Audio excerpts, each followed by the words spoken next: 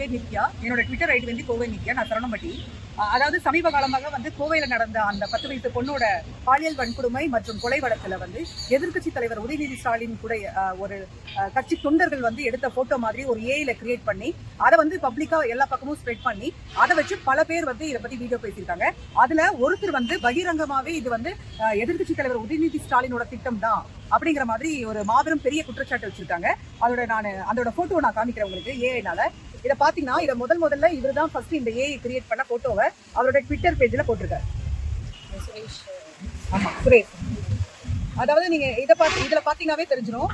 அதாவது அந்த அக்யூஸ்டோட போட்டோ என்னைக்கு மீடியால வெளிவருதோ அந்த போட்டோவை எடுத்து அது கூட வந்து கலைஞர் ஐயா கூட இருக்கிற வடக்கம் போடுற மாதிரி அங்க இருக்கிற போட்டோ மாதிரியும் அதுக்கப்புறம் அதே போட்டோ வச்சு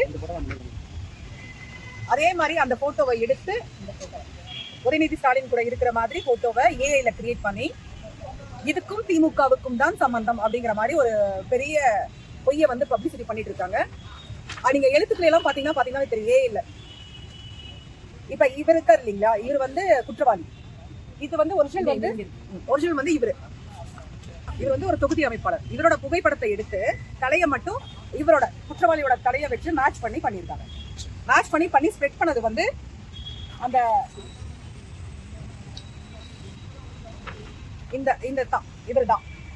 இவரு டிவிகே கட்சி சார்ந்தவர். இவரு தான் முதல்ல இந்த பதவி வந்து போடுறாரு. சரிங்களா?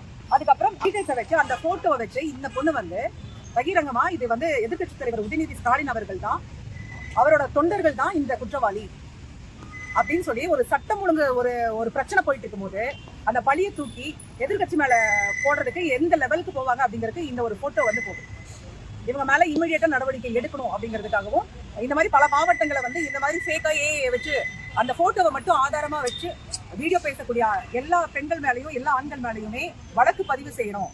ஏன்னா இது ஒரு பெரிய சட்ட ஒழுங்கு பிரச்சனையா ஆக போகுது.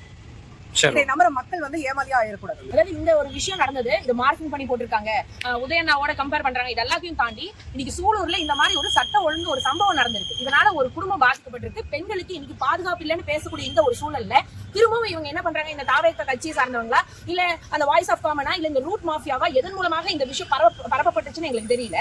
ஆனா இந்த விஷயத்தை பரப்பி பொதுமக்கள் கிட்ட மீண்டும் ஒரு பொய் பிம்பத்தை கிரியேட் பண்ணணும், திமுக மேல ஒரு பொய்யான ஒரு குற்றச்சாட்டு வைக்கணும்னு சொல்லி இவங்க எல்லாம் இந்த மாதிரி, அதாவது நல்லா புரிஞ்சுக்கணும் மக்களும் கூட, இந்த மாதிரி ஒரு சிறுமியினுடைய ஒரு கொலை சம்பவத்துல கூட இவங்க வந்து இதை வந்து அனுதாபத்தை தேடுற மாதிரி இவங்க ஒரு பொய் பரப்புரை செய்தியை பரப்புறாங்களா அப்படிங்கிறது எங்களுக்கு மிகப்பெரிய ஒரு வருத்தத்தையும் ஏற்படுத்துது. ஏன்னா திமுக கழகம் அப்படிங்கிறது மக்களுக்காக இருந்து மக்களுக்காக எல்லா விஷயத்துக்கும் போராடிய ஒரு நிலைதான், சூழல் தான். ஆனா இன்னைக்கு அந்த சூழலையே மாத்தக்கூடிய அளவுக்கு இவங்க தேவையில்லாத இந்த ஒரு மாஃபியா கும்பல் இந்த மாதிரி எல்லாம் செஞ்சுட்டு இருக்கா. இதை தெளிவுபடுத்தி நாங்க சொல்லியிருக்கோம் ஆணையர்கிட்ட. அவரும் இதற்கான துரித நடவடிக்கை எடுக்கிறோம் அப்படின்னு சொல்லியிருக்காங்க. இதன் மூலமாக இந்த விஷயத்தை நாங்க மக்களுக்கு சொல்றது என்னன்னா, எந்த செய்தி சரி எந்த செய்தி தவறு அப்படின்றத பாத்துக்கணும். ஏன்னா இன்னைக்கு ஒரு தலைமையில ஒரு எதிர்க்கட்சி தலைவரா இருக்கிறவருக்கே தமிழ்நாட்டில் இந்த நிலைமை தான் நடக்குது அப்படின்னு சொன்னா சாதாரண மக்களை ஈஸியா இவங்க மேனிபுலேட் பண்ணிடுவாங்க அப்படிங்கிறது எங்களுடைய தரப்பா இருக்கு. தகவல் தொழில்நுட்பங்களுடைய மாவட்ட அமைப்பாளராக இருக்கேன். இன்னைக்கு நாங்கள் தகவல் தொழில்நுட்பங்களுடைய நிர்வாகிகளும் வழக்கறிஞர்களும் கழகத்துடைய உடன்பிறப்புகளாம் சேர்ந்து இங்கே ஒரு புகார் கொடுத்து வந்திருக்கிறோம். என்னன்னா, கழகத்தினுடைய இளைஞரணி செயலாளரும் மாண்புமிகு தமிழ்நாடுடைய எதிர்க்கட்சி தலைவருமான உதயநிதி ஸ்டாலின் அவர்களை பற்றி ஒரு இன்ஸ்டாகிராம் பக்கத்தில் இருக்கக்கூடிய குத்திமியான்ற பணக்கட்சியை பொண்ணு வந்து ஒரு அவதூறு பரப்புறாங்க. என்னன்னா, சூலூரில் பாதிக்கப்பட்ட சிறுமியுடைய கொலைக்கும் உதயநிதிக்கும் தொடர்பு இருக்கிறதாகவும் தமிழ்நாட்டில் நடக்கக்கூடிய சட்ட ஒழுங்கு எல்லாத்துக்குமே வந்து எதிர்க்கட்சி தலைவர் உதயநிதி ஸ்டாலின் அவருடைய பங்கு இருக்குது அப்படின்னு சொல்லி ஒரு அவதூறை எந்த ஒரு ஆதாரம் இன்றி அதை பரப்புறாங்க. அதுக்கு ஆதாரமாக எதை எடுத்துக்கிறாங்கன்னா, ஏஐ பயன்படுத்தி ஒரு புகைப்படம் உறுப்பினராக அவர் கூட இருக்கிற மாதிரி போட்டோ எடுத்து அதன் மீது வந்து அவங்க ஒரு அவதூறு பரப்புறாங்க. இந்த அவதூறு மீது உரிய நடவடிக்கை எடுக்க கோரி இன்னைக்கு நாங்கள் கோவை கமிஷனர் கிட்ட ஒரு புகார் கொடுத்துருக்கிறோம். அவரும் நிச்சயமாக அதை பரிசீலனை செய்து உரிய நடவடிக்கை எடுக்கணும்னு உத்தரவாதம் வச்சிருக்காரு. அதன் அடிப்படையில் நாங்கள் வந்திருக்கோம்.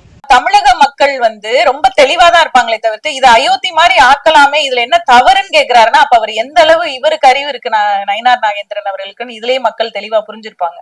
அப்ப நீங்க என்ன சொல்ல வரீங்க? நேரடியா நாங்க அப்படிதான் பண்ணுவோம், நாங்க பிஜேபியை உள்ள நுழைக்கிறதுக்கு RSS மூலமா எல்லா காரியங்களையும் நாங்க இதெல்லாம் வந்து ஒரு சின்ன விஷயங்கள் அப்படியே குட்டி குட்டியா அரிச்சு அப்படியே பெரிய பூதாகரமா ஆக்கி அதுல ஒரு சந்தோஷப்படுறதுதான் பிஜேபியோட நோக்கம். என்னன்னா, தமிழக மக்களுடைய நிம்மதியை கெடுக்கும்.